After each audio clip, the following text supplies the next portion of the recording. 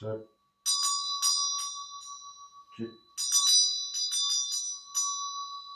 Ananda.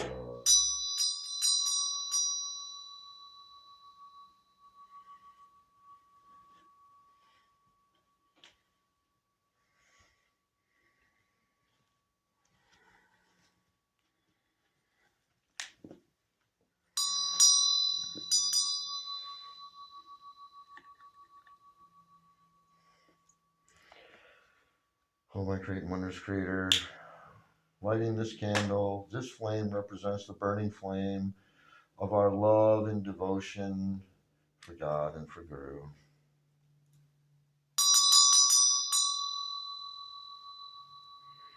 Oh, my great and wondrous Creator, lighting this incense represents the wafting of the aroma of our love for God and for Guru to all of God's creation, for the good of all, in order to glorify our great and wondrous Creator. So let it be. Thank you, God. Thank you, God. We love you.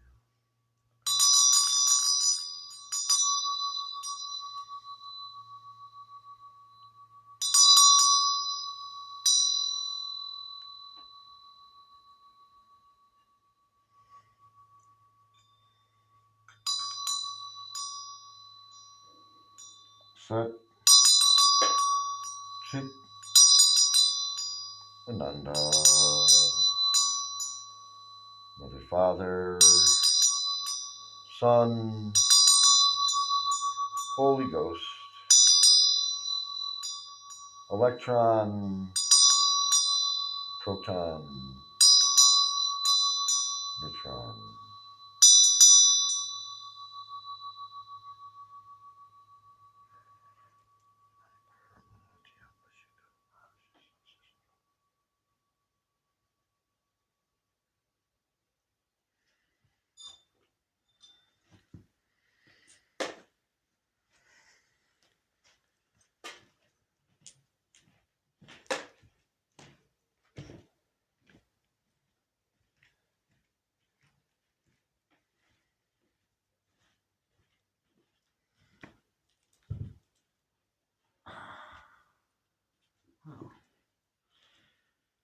And here we are again.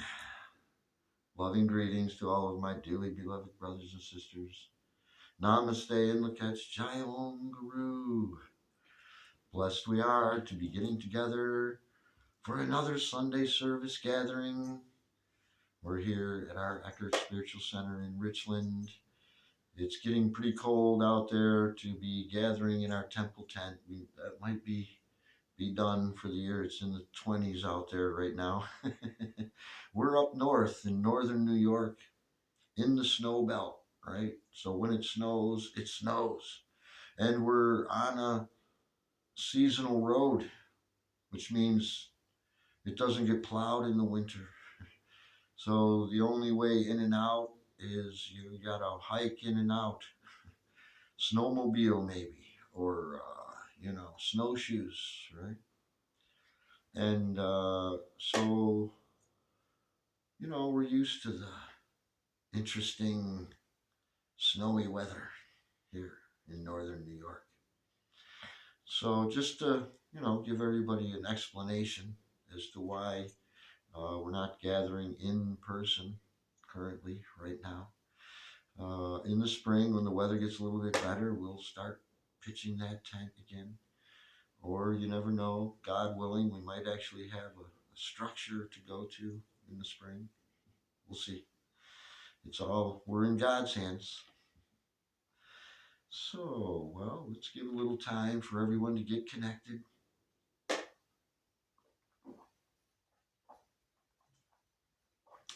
We're doing this live on Facebook, this Sunday service reading of our Guru Paramahansa Yogananda's guidance and wisdom, right, is what we share here on these Sunday mornings to help us live a balanced, happy, harmonious life, right?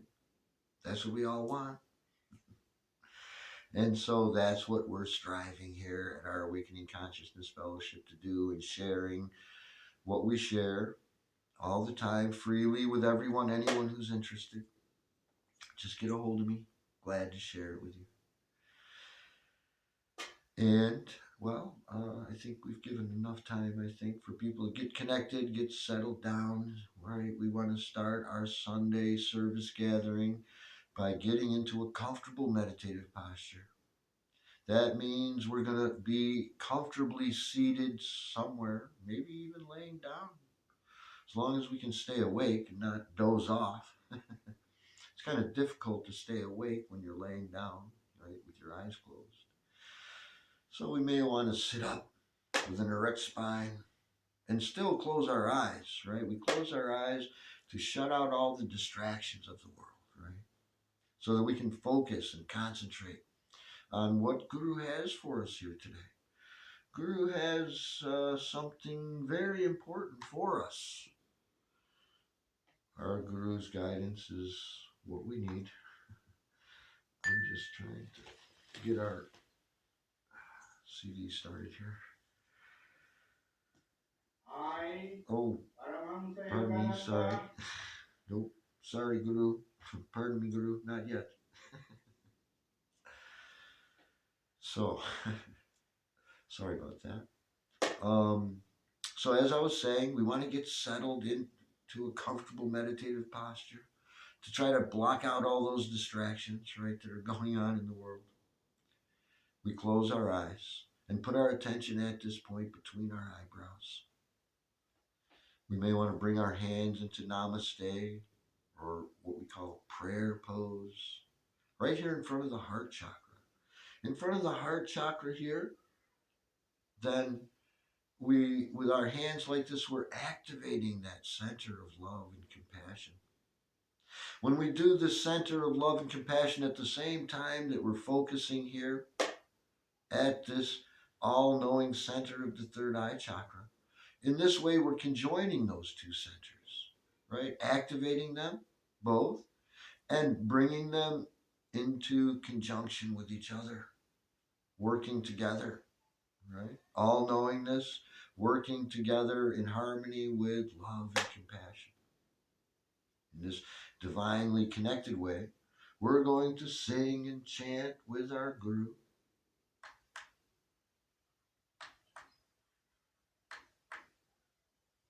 Our Guru's going to call and we're going to respond, right?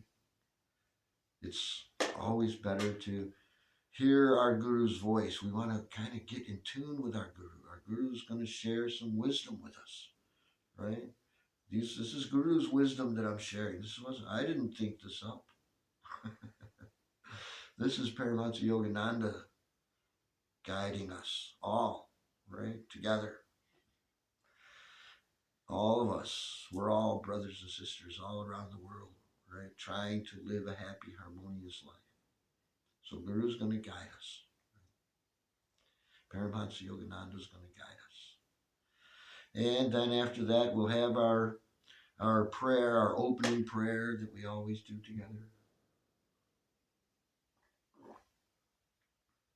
Then after taking care of first things first, we'll take a quick look at the energy traffic for the day. And then, of course, Guru's message for us. So, let's close our eyes, put our attention at this point between our eyebrows. Bring our hands into prayer pose, Namaste, right here in front of the heart chakra.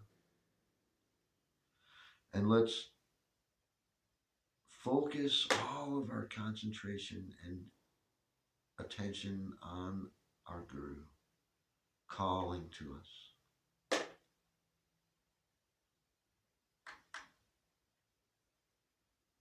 Come, sing with me and feel you are singing to his listening presence right within you and around you.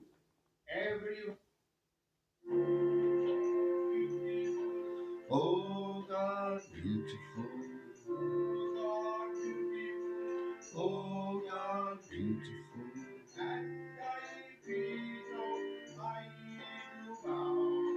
At thy feet, oh, I do bow. Oh God, beautiful.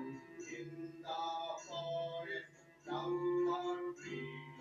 In the forest thou art green, in the mountain thou art high, in the mountain thou art high, in the river thou art restless, in thy ocean thou art great, O God beautiful, O God beautiful.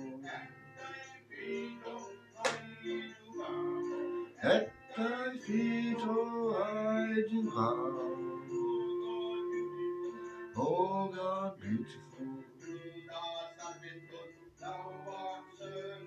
To the serviceful thou art service, to the lover thou art love, to the sorrowful thou art sympathy, to thy yogi thou art bliss, O God beautiful, O God beautiful. At thy feet, oh, I do bow, O God beautiful.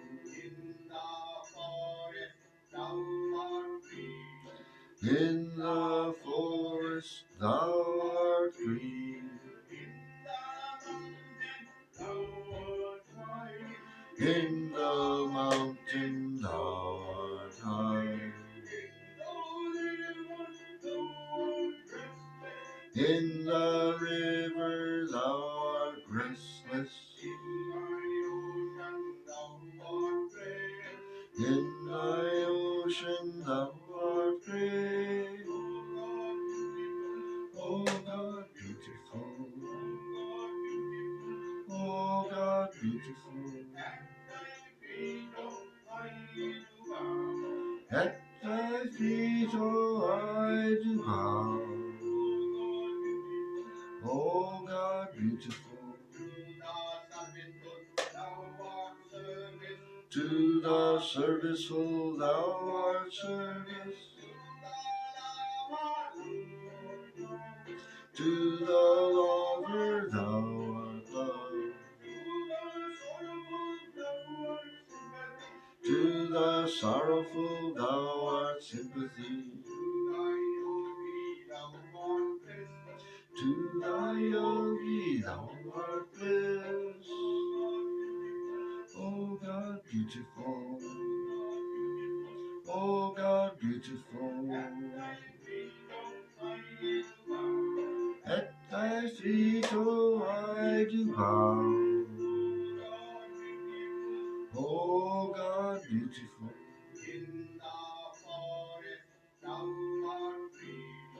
In the forest thou art green,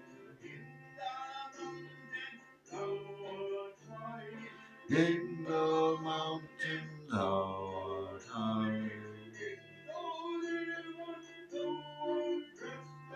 in the river thou art restless, in thy ocean thou art great, O God beautiful,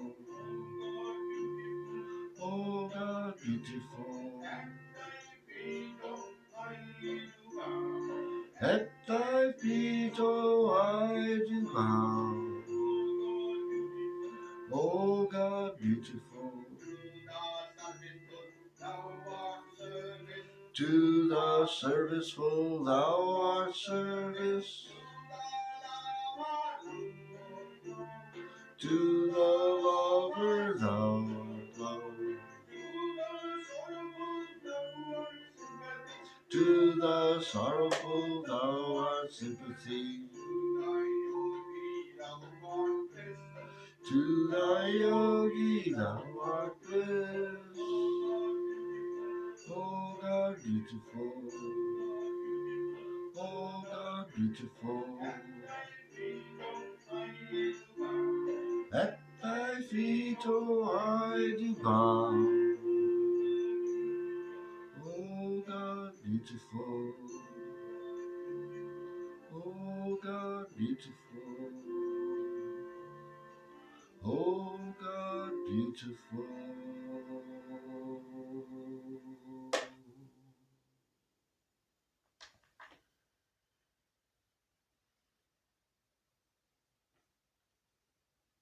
Oh, my great wondrous Creator, you are omnipresent. You are in all your children.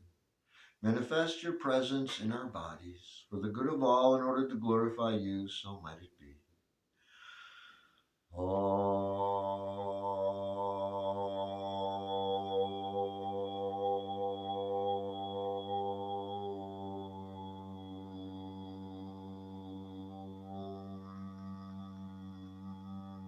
Oh, my great wondrous Creator, you are omnipresent.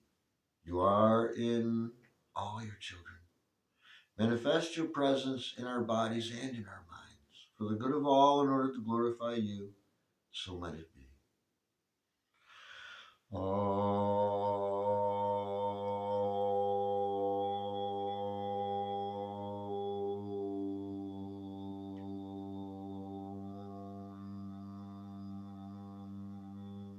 Oh, my great wondrous Creator, you are omnipresent. You are in all your children. Manifest your healing presence in our bodies, in our minds, and in our souls for the good of all, only to glorify you, God. All the glory to you, so let it be.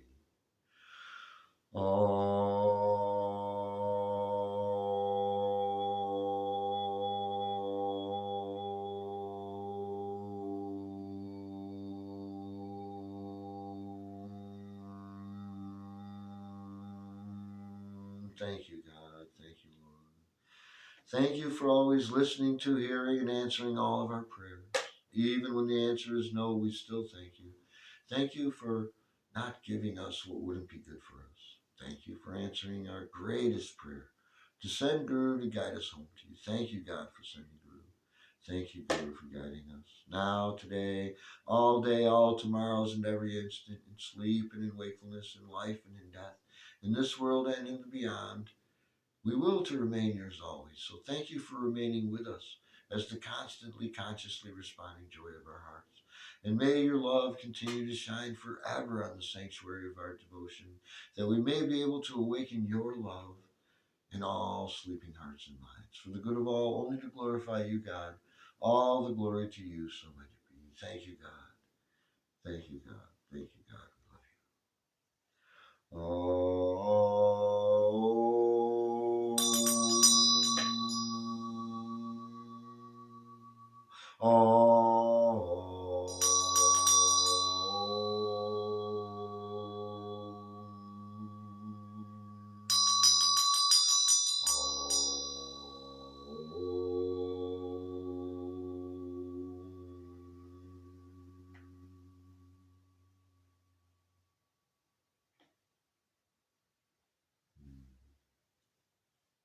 So wonderful to be able to do that with my brothers and sisters all around the world, all together on Sunday morning, every Sunday morning like this.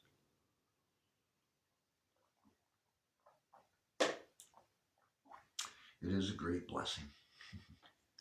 So, well, now that we've kind of taken care of first things first, let's do the next logical step, right? Before we go out into this battle din of activity, the world, let's see what is the energy traffic for today. What's the energy like? It changes every day. And, well, we're just going to share with everyone who's kind of following along with this dream spell astrology wisdom, where we track the energies that are cyclically changing every day. I say cyclically because there is a cyclical pattern to the changing of these energies every day. And when we get in harmony with that pattern, then we get into what I call back into the cosmic cadence, the cosmic rhythm, right? That we are naturally designed to be in, right? We've kind of gotten out of alignment because, well, we have free will. As people with free will, we wanted to try it out, what it's like to be out of harmony with all of the universe. And, well, now we're finding, maybe some of us, that we might rather be in harmony with the universe all around us so that our life goes more smoothly. And for that, we use this cosmic dream spell astrology wisdom, this Mayan wisdom that was left behind, that Jose Arguez kind of updated for us as we switched into a higher level of consciousness after 2012, right? That we all heard so much about long ago. And now, in this new age, with this newly adjusted system from the Mayans, it's adjusted for this new, right, atomic age, right? Well, that's what we use every day. We sit and just for a moment or two and see what is this energy like for today, so that I can kind of be like that and harmonize with it, be prepared for it, whatever that may be.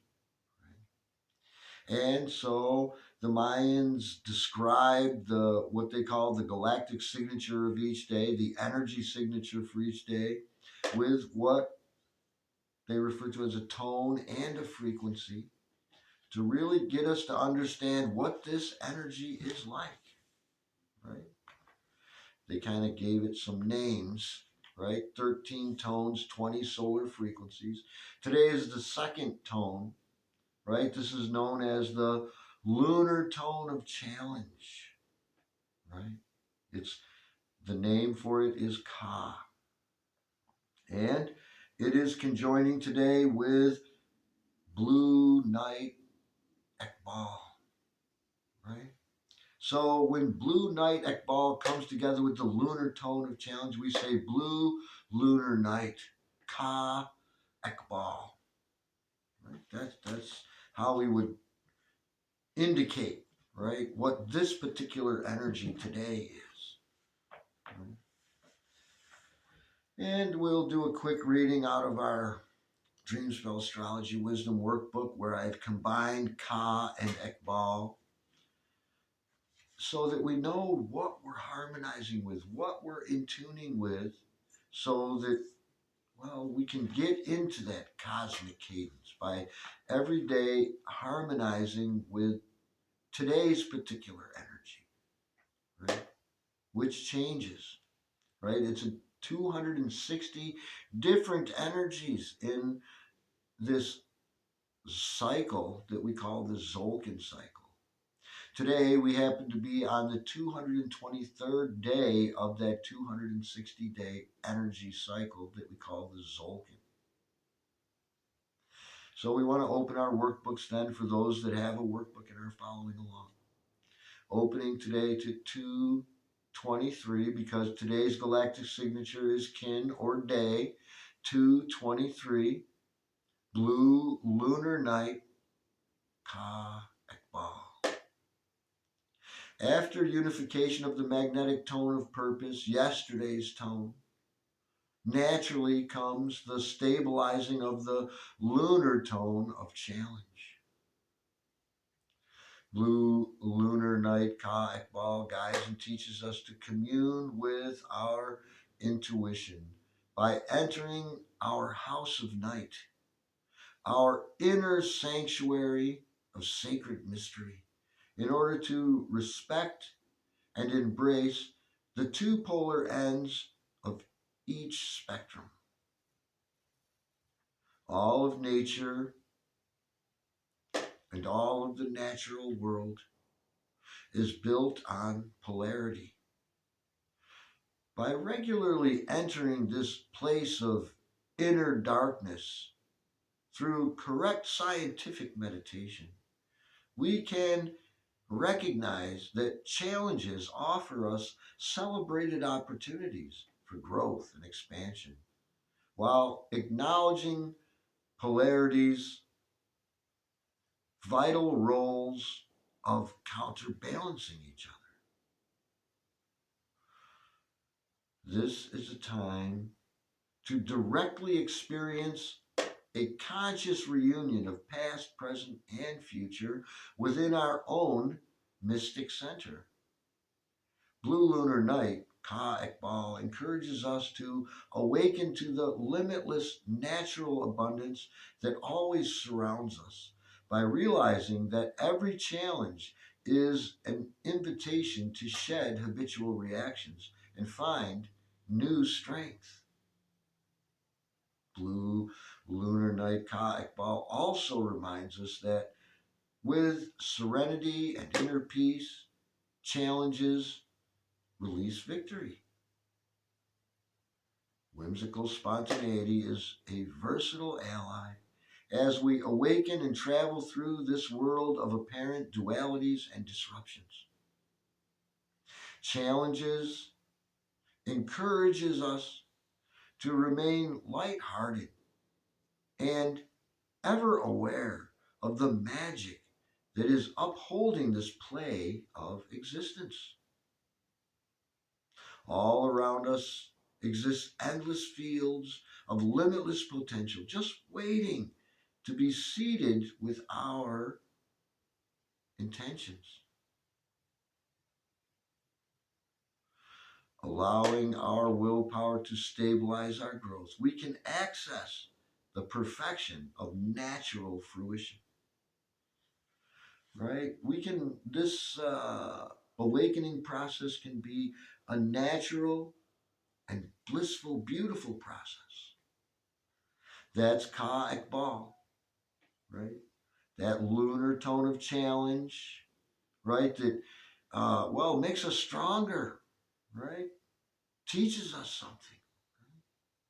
And this idea of going within here to garner the wisdom, right? So that's Ka Ekbal, Blue Lunar Night. And if you want to know more about it, get a hold of me. I'd be glad to share with anyone and everyone about this cosmic dream spell astrology wisdom. If your life seems there's a lot of friction going on in it, well, could be because, you're not in harmony with the universe around you, and that's causing friction, right? Troubles in life. Get a hold of me if you'd like to know more. Thank you, thank you. And so, how are we doing on our time here? I think it must be, yes, definitely time to turn our attention to our Guru's message for us this week. This week, our Guru is helping us with, something I'm sure we've all heard of, right? We've all heard of spiritual masters, right? So, right, Guru's talking to us about the nature of a spiritual master. What's a spiritual master like, right? Now, when I say master, a lot of people might misunderstand that, right? When we refer to our guru as master, or right, we're referring to someone who has mastered something, right?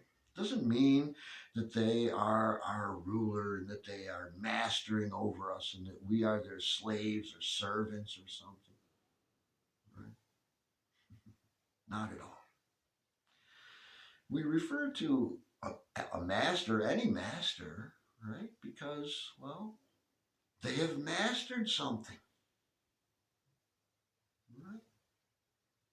In this case, we're talking about our guru, right? He's mastered self-realization.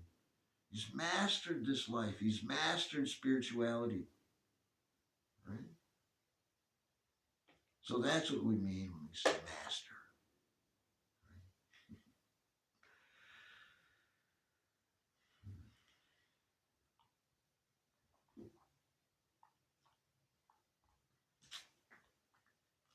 Now, the characteristic features of this, what we call the spiritual path, it's the search for the ultimate verities, isn't it? Right?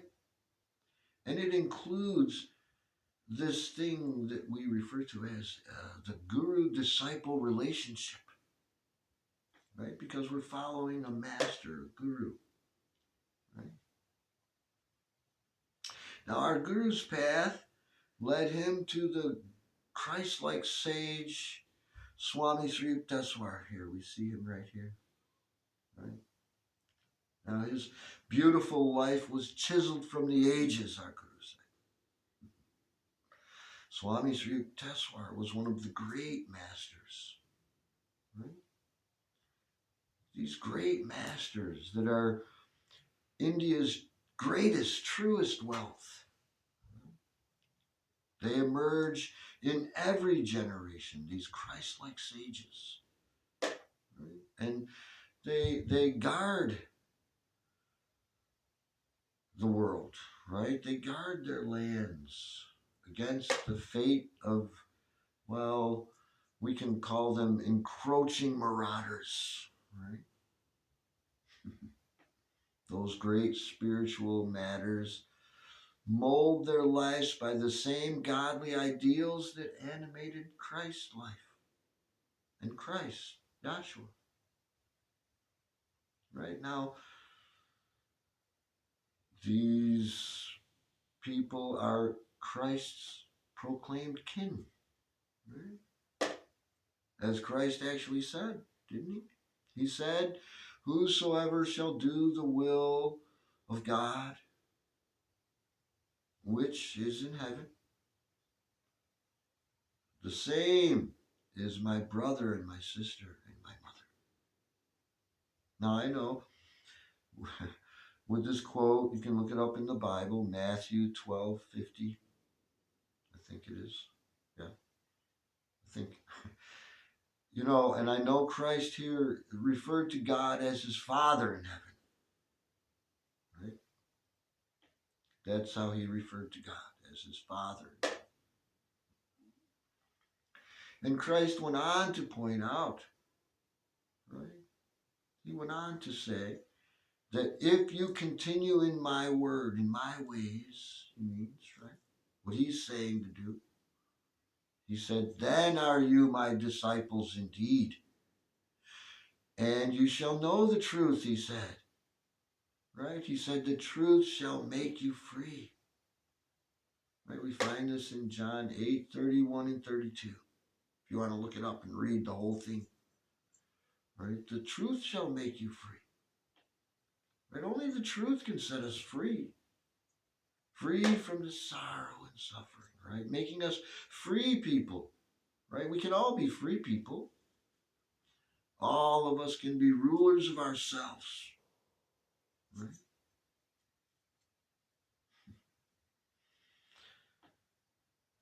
The yogi Christs are part of an immortal fraternity. Right?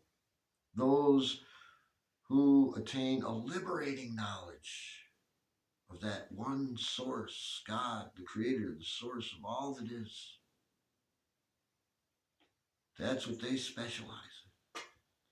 Now, brothers and sisters, the spiritual master, right? In other words, one who has realized themselves as the omnipresent soul, not the body or the ego, right?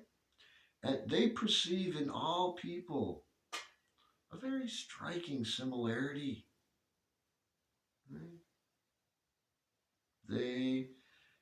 The impartiality of saints and sages is rooted in wisdom, right? They're no longer influenced by the alternating faces of Maya, right? They're no longer subject to the likes and dislikes that confuse the judgment of unenlightened people, right?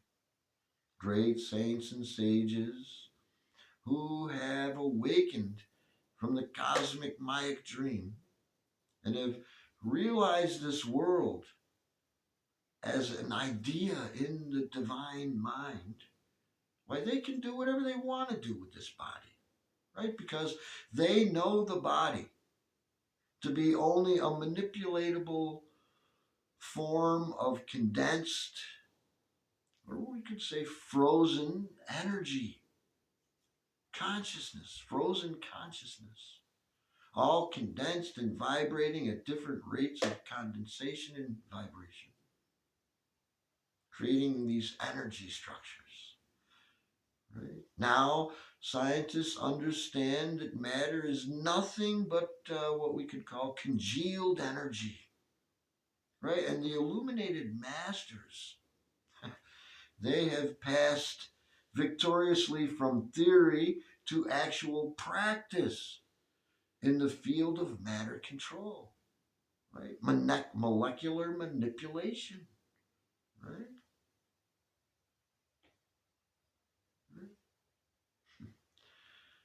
Now, the metaphysical method of transferring of disease is actually known to highly advanced masters, right?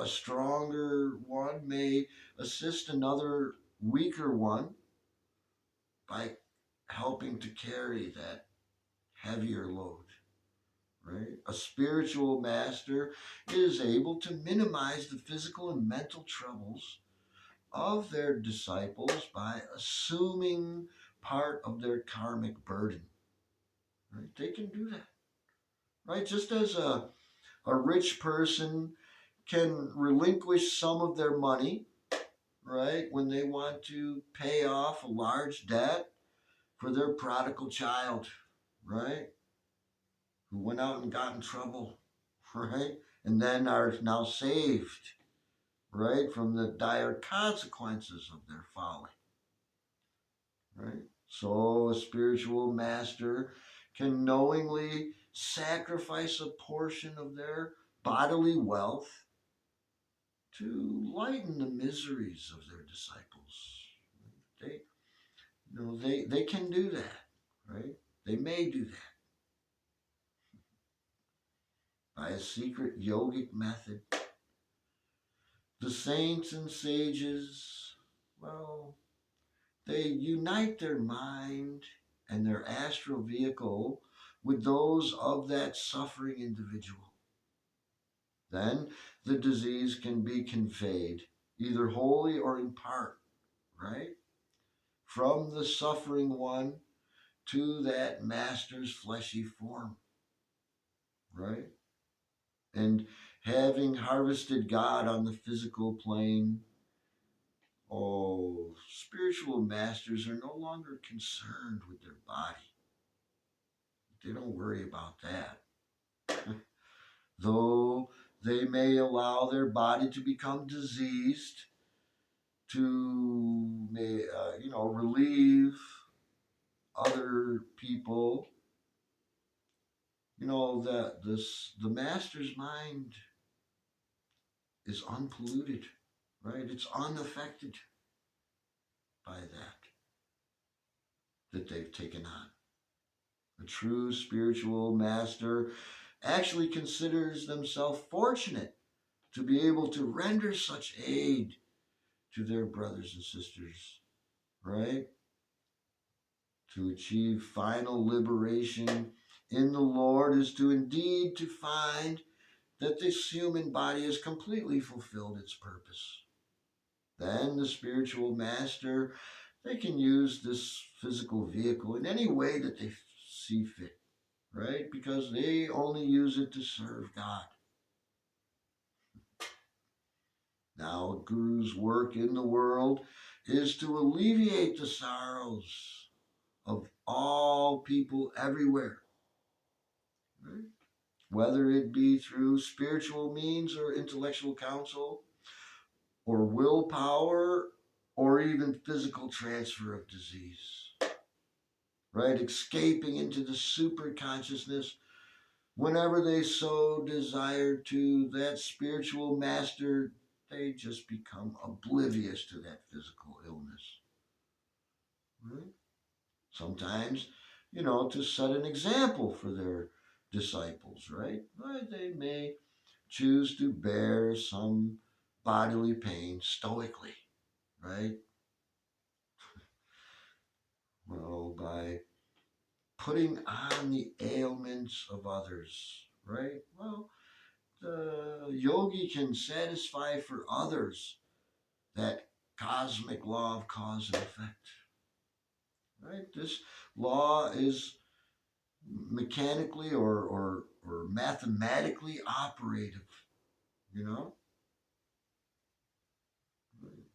Its, its workings, though, may be scientifically manipulated by those who have acquired divine wisdom,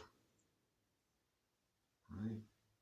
They have to learn how, right? The spiritual law does not require a spiritual master to become ill when they heal another person, however, right? Healing ordinarily takes place through the saint's knowledge of various methods of instantaneous cure, right? In which no hurt to the spiritual healer is involved. But on rare occasions, sometimes those masters want to quicken their devotees' evolution, right? So they may voluntarily work out on their own body, right? A large measure or small measure, whatever measure necessary. Work out some of that undesirable karma of their disciples. Christ signified himself as a ransom for the sins of many, right? He said he was the ransom for the sins of many. Huh? Now, with his divine powers, well, Christ could have never been subject to the crucifixion if he didn't willingly cooperate with the subtle law of cosmic cause and effect. Christ, he took on himself. By doing what he did, he took on the consequences of others' karma, right? Especially that of his disciples.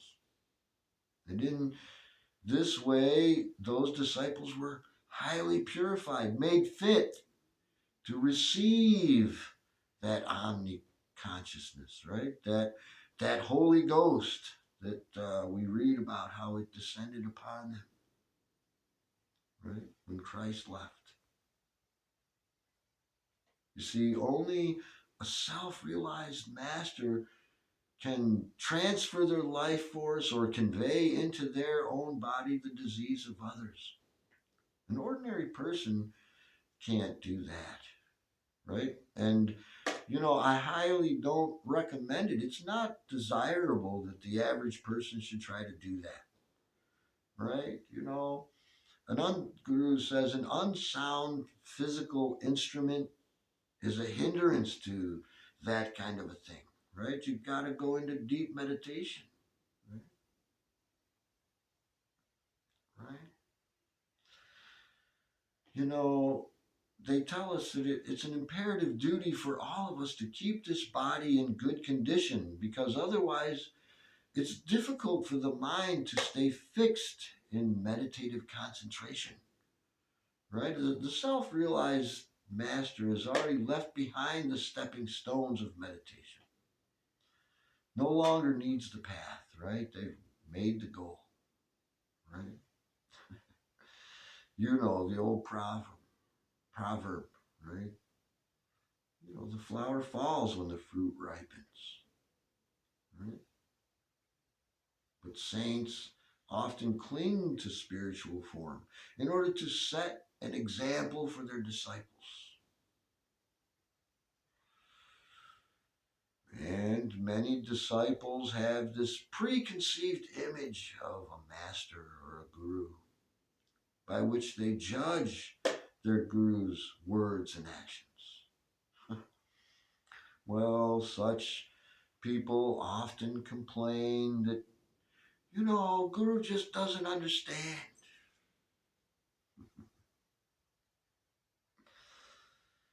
Well,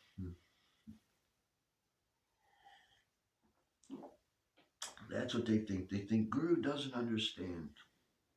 Our Guru Paramahansa Yogananda, he voiced this concern to his Guru. Swami Sri Yukteswar.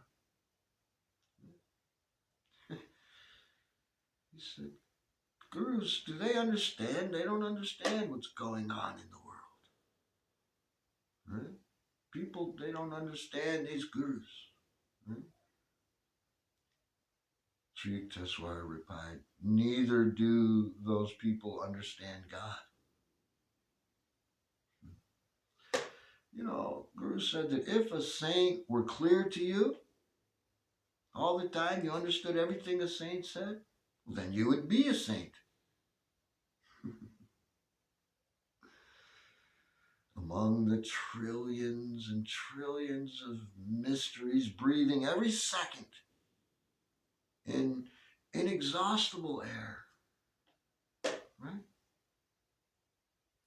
Should we even venture to ask that fathomless nature of a master be instantaneously and fully grasped, fully understood? Oh, I think not. You see, it takes time to understand a master, right? That's why they sit with them. You know, because the very nature of God is bliss, a person in attunement with God, well, they experience that native, boundless, blissful joy. In tune with God, that's what you feel. We find in St. John of the Cross, where it says, the first of the possessions of the soul and the will is joy.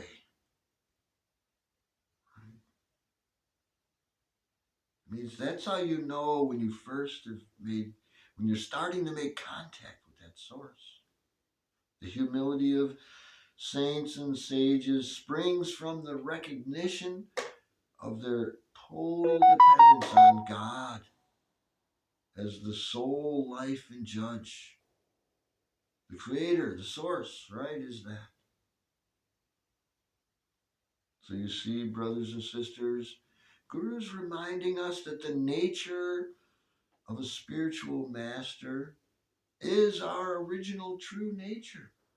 The nature of God, our creator, our source, right? And the spiritual master has attuned themselves so completely with God that they and God are now one. Not just words. You see, it is those spiritual masters that God has sent us, right, to find our way. Right? It's a divine blessing indeed. And of course, I would like to share some beautiful words from our Guru's book, Whispers from Eternity. Well, to kind of help us that our gurus, our masters, they are our saviors. That's why we refer to them as saviors sometimes, right? They save us from this storm of Maya, right?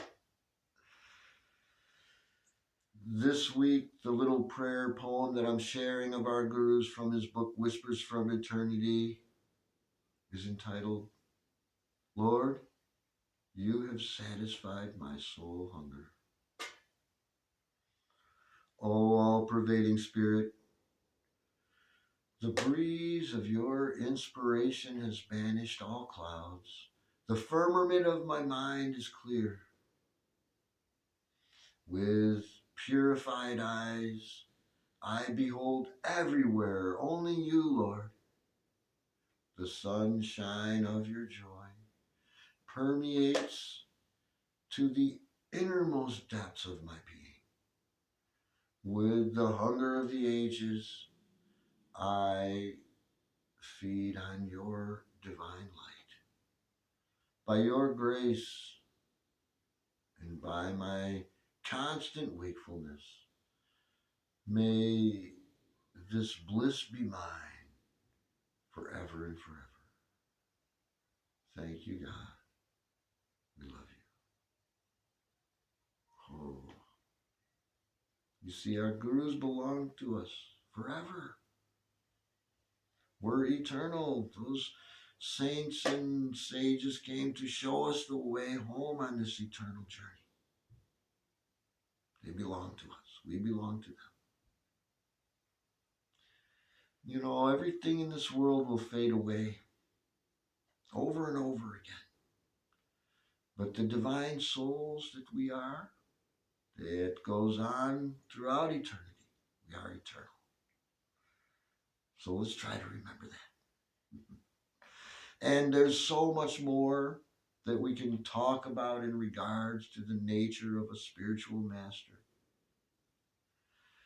You know, Guru tells us what a spiritual master is like so we can identify one, you know, if we happen to be blessed enough to run across one, to be drawn to one, right? And I see that we're getting near the end of our time together here, so we're going to have to wrap up our time together. If you want to talk more, get a hold of me. I'd love to talk more about the nature of a spiritual master or our galactic signature for today. Glad to share it with everyone, right? If you want the calendar, let me know, right? Calendar of energy, not the days of the week.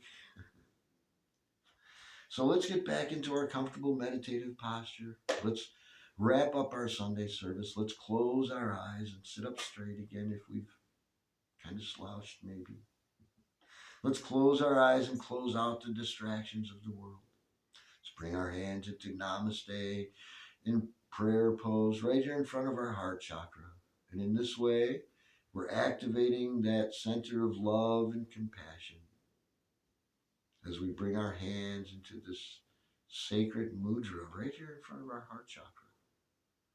With our attention at the point between our eyebrows and at this heart center, we're conjoining these two very important divine chakra centers, right? That center of love with the all-knowingness in the third eye chakra.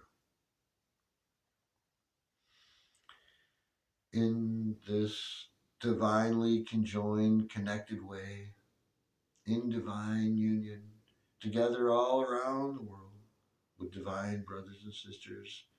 Together we're going to sing and chant, singing and talking with God in the language of our hearts.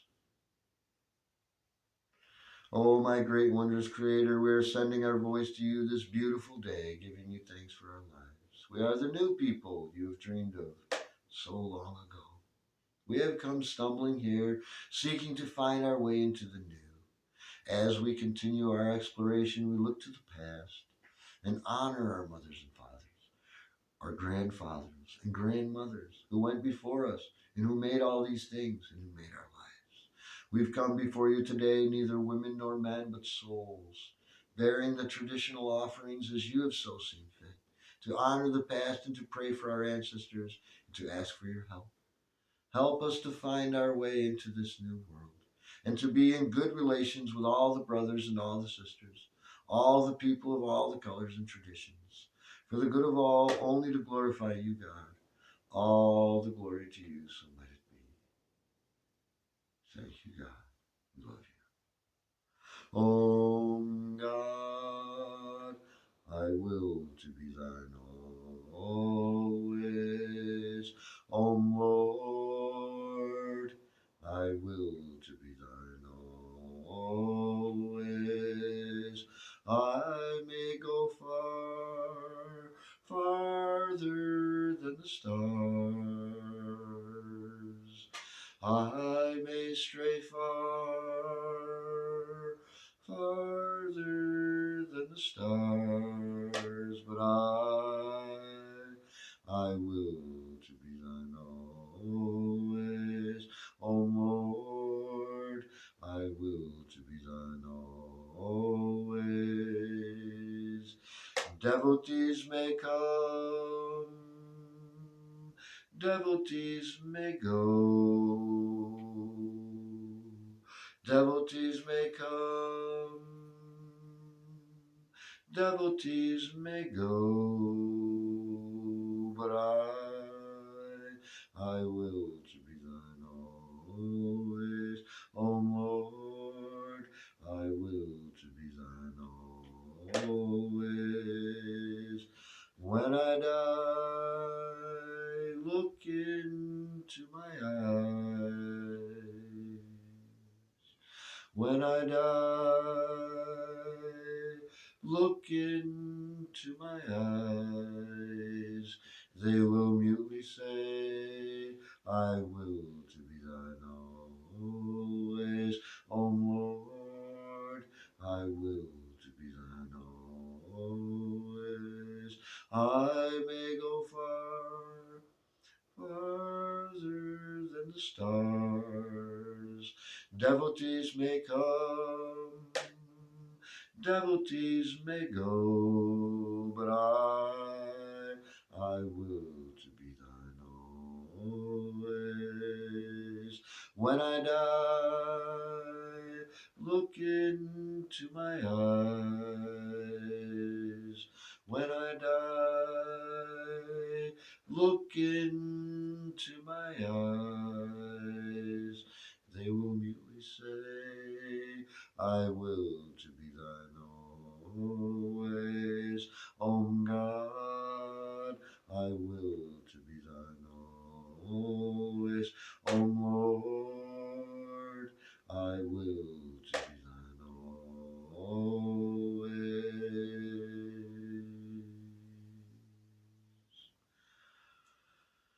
Oh.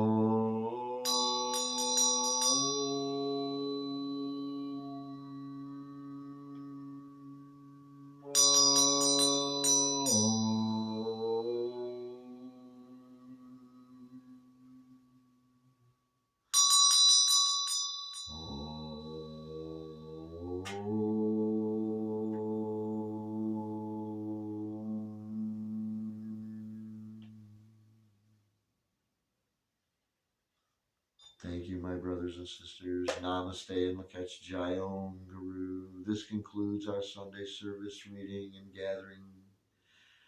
But it does not conclude the joy and bliss that we've gathered together and accumulated together and spread all around the world together. Let's keep that going.